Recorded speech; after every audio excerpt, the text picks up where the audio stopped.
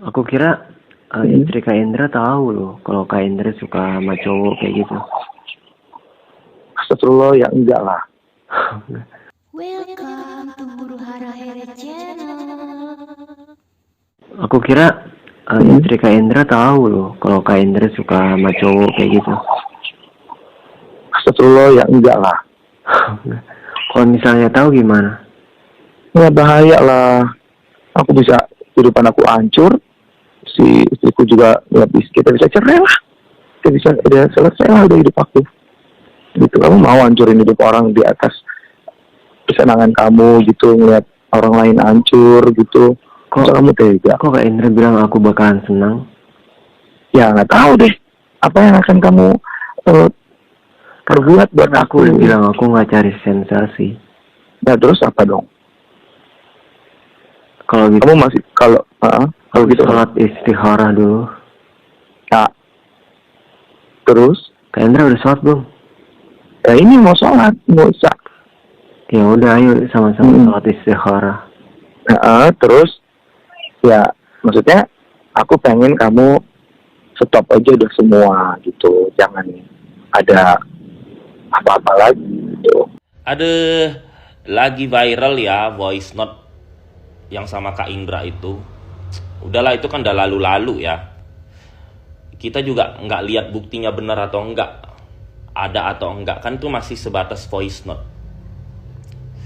Cuman kalau gue menelaah ya dari voice note, alah itu dua cowoknya itu sama aja kok itu. Iya, itu belok juga itu, kelihatan kok gitu. Sekarang gini aja ya, gue jelasin.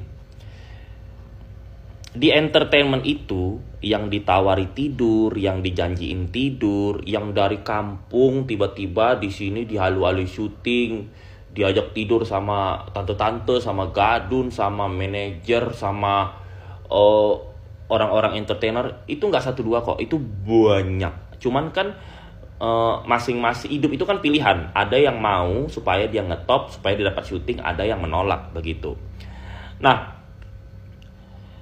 kalau kalian raya-raya jelita, itu memang kalian tidak akan percaya karena kalian kan tidak terjun di situ. Itu akan terlihat di depan mata kalian sendiri kalau misalnya kalian sudah terjun ke entertain atau nanti anak cucumu casting ke Jakarta begitu. Dia akan menemui orang-orang yang modus pokoknya. Kan banyak itu. Udah dijanjiin ini, bakal ada bapak emaknya itu sampai jual tanah, jual rumah, ternyata nggak jadi apa-apa di sini. Ini jadi kucing ya kan. Nah, tapi apapun itu, lo kan laki-laki, ya kan? Gue bisa main FTV, bisa main sinetron layar lebar, bisa jadi bintang tamu talk show, bisa viral di infotainment. Emang lu pikir gue tidak melewati tawaran-tawaran? Lu mau nggak tidur sama gue? Lu mau nggak tidur sama gue? Banyak, gue udah 10 tahun di Jakarta, ada berpuluh-puluh kali orang nawarin tidur. Tapi kan gue laki-laki dan lu laki-laki. Intinya hidup itu pilihan. Kalau lu tidak mau ya, lu bisa kayak gue. Kalau gue ini memang banyak beberapa orang yang kecewa karena ketika gue ditawarin begitu, gue langsung nehi. Gue bilang karena gue tidak bisa. Gue nggak kebayang aja itu melayanin orang, gue nggak suka sama dia. Enggak deh. Enggak. Nah, jadi kalau gue tiba-tiba dipaksa, gue pernah dipaksa sama, gue sebut nggak nih ya, ada dulu dia itu direktur casting, itu PH-nya Irwansa itu, tapi bukan Irwansanya baik. Ada direktur castingnya, dia tiba-tiba bawa gue ke kosan di Mampang, padahal gue nggak niat untuk melayanin dia. Tiba-tiba gue dipaksa masuk ke kosannya. Nah, hidup itu pilihan kan, karena gue gardam, naik dengkul gue langsung. Nah begitu. Lu kan kalau gue digituin, dengkul gue langsung naik. Jadi orang nggak berani macam-macam sama gue begitu. Makanya teman-teman gue, circle gue ini, kalau misalnya dia ditawari sama seseorang, aku mau dong sama Satria, pasti dia udah ngomong, tanya sama teman-teman gue itu, pasti teman gue udah bilang, lu sama Satria nggak akan dapat, lu sama Satria jangan macam-macam, lu sama Satria macam-macam, lu yang diceramahi di dalam kamar begitu. Karena mereka udah tahu. Nah, Dulu pun gue main film itu, direktur castingnya kan suka sama gue kan, tapi iya laki juga, tapi gue udah batasin, mas kita temenan deket, kita nonton kemana-mana bareng, makan gue traktir, ke mall kita bareng, shopping kalau gue ada rezeki gue shoppingin, tapi ingat ya gue tidak bisa dipakai mas. Nah itu bisa lu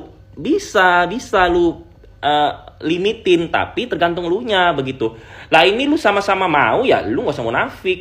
Kalau memang bener ya, tapi kan gue belum lihat bukti otentiknya kalau lu beneran tidur. Jadi lu jangan jelek-jelekin Kak Indra. Feeling gue lu juga kucing. Karena kenapa? Karena mata gue ini tajam, nggak bisa dibohongin. Yang kemarin mantan-mantan simpanan aja yang udah ditutup rapat aja nyampe ke gue.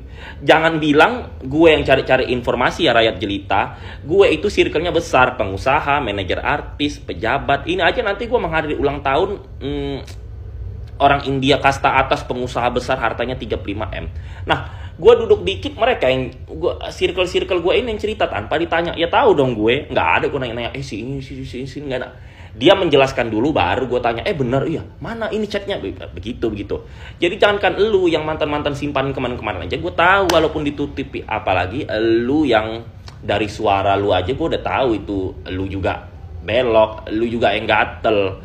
Karena kalau sebagai laki-laki ya kan, ya kayak gue aja, aduh di Jakarta ini nawarin gue begini-begini. Tapi karena gue orangnya adalah orang yang kalau udah gak suka gue berani ngamuk di mall, di bandara pun gue ngamuk. Sampai gue pernah dibawa ke kantor polisi tuh naik mobil maling gara-gara gue ngamuk tuh di airport.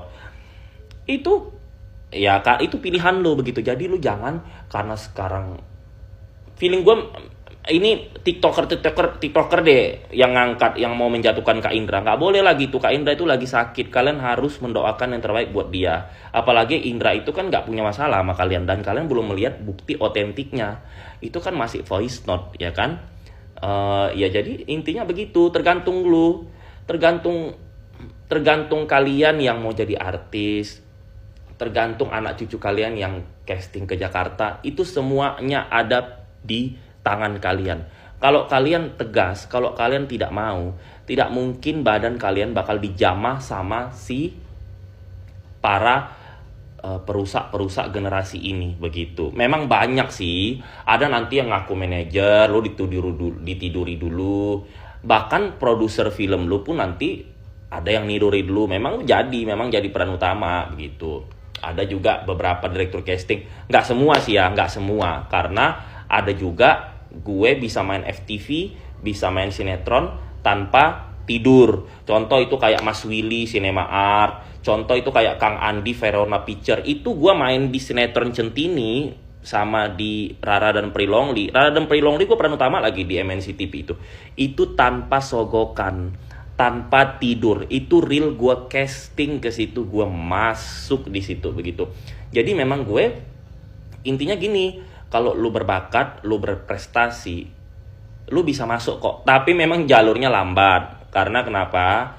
Karena di Indonesia ini lu harus rata-rata kan produser kita itu 75% pro-nya ke blasteran ya kalau untuk bidang acting. Kalau host sih enggak, bebas, tergantung bakat lu. Tapi kalau untuk acting tuh biasa yang diduluin itu, yang digampangin itu yang blasteran begitu, 75%, 25% baru Indonesia asli. Jadi ya itu tadi sih penjelasannya. Pokoknya lu intinya kalau lu nggak mau, lu nggak bakal ngelakuin.